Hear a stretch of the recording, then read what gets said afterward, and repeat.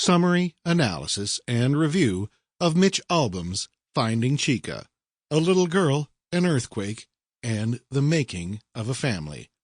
Written by Start Publishing Notes, narrated by Michael Gilboe. Part 1.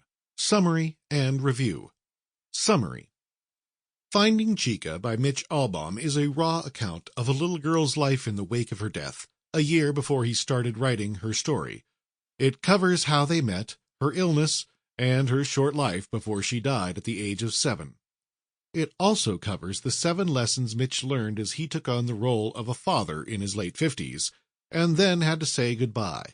These lessons are what he learned from Chika about protection, time, wonder, tenacity, guardianship, family, and burdens.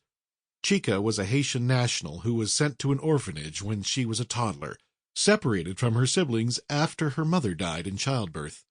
Mitch and his wife became involved in the orphanage in 2010 after the devastating earthquake that shook Haiti into ruin.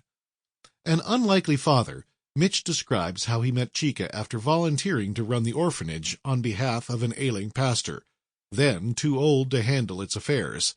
It was a life-changing decision that sent him and his wife, Janine, into a world vastly different from their normal lives in Detroit, Michigan. Involvement continued as the tiny nation tried to rebuild its cities and its economy.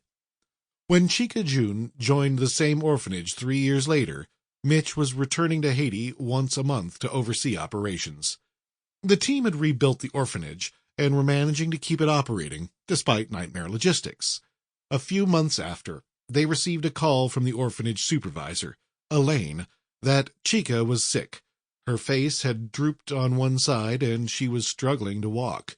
After an expensive neurologist visit, all that was said was that Chika's problem could not be helped locally.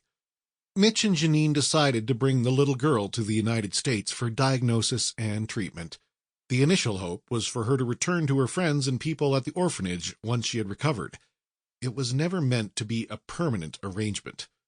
The prognosis was bleak when the results of the MRI indicated that the bubbly Haitian orphan had diffuse intrinsic pontine glioma, DIPG.